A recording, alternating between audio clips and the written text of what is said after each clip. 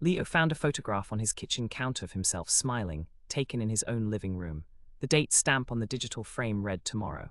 As he stared, his phone rang. The caller ID displayed his own name. His hand is ice. The air in his tidy apartment feels thin, stolen. Leo is a historian, a man who finds comfort in the settled dust of the past, in facts that cannot change. This is not a fact. This is an impossibility sitting in a cheap plastic frame, grinning back at him. The phone vibrates again, a persistent insect. He answers. He has to know. A voice, choked with static and a desperation so raw it feels like a physical blow, rasps a single sentence. He's coming for you. Run. Right now. Then the line goes dead. It was his own voice. This is Leo's quiet life, shattered in 60 seconds.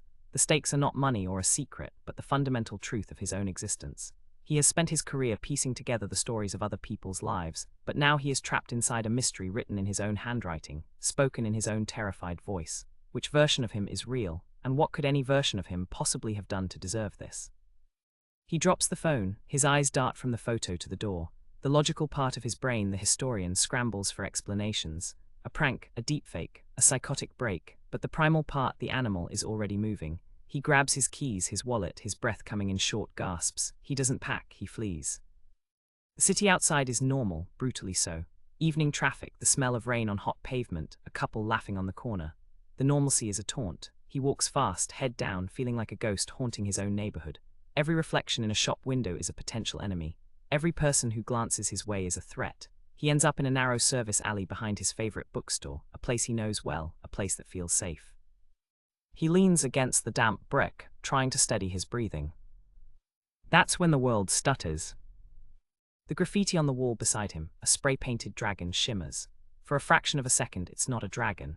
It's a strange, angular symbol he's never seen. Then it's the dragon again. He blinks hard. Down the alley, the dumpster flickers. One moment it's green and overflowing, the next it's a clean silver bin, then back to green. A low hum, like a broken transformer, vibrates in his teeth. The air smells of ozone and faintly of smoke. This is no longer his alley. Or rather, it is several alleys at once, layered over each other like transparent film. He sees a version where the pavement is cracked and weedy. Another where the fire escape is painted a bright blue.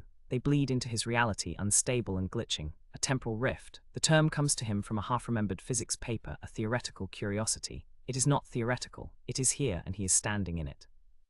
A figure steps from the shadows at the far end of the alley, silhouetted by the unstable, flickering light. He is Leo's height, Leo's build, but he moves with a predator's grace, a weary tension in his shoulders that Leo has never known. This man is dressed in dark, practical clothing, scarred across one cheek, and his eyes hold a lifetime of horrors Leo has only ever read about in books. You shouldn't have come here, the man says, and the voice is Leo's, but weathered by pain and rage. This is the echo. It just makes it easier. Leo backs up, his shoulder scraping against the brick. Who are you? A bitter, hollow laugh. You know who I am. I'm what's left after you break everything. Leo takes a step forward and the alley around him glitches more violently, showing glimpses of a ruined cityscape behind him, skies the color of blood and ash. You live your quiet little life, you make your safe little choices, and you have no idea what it costs. My world is dying because of you, because of the choice you made. I didn't make any choice, Leo shouts, the fear turning to anger. I don't even know you. You will, Leo snarls, and now Leo can see the weapon in his hand, not a gun, but a device of sleek, alien metal that hums with a malevolent energy. Or you did, it doesn't matter. The only way to save my timeline is to erase yours, to erase you. He raises the device. The hum rises to a piercing whine.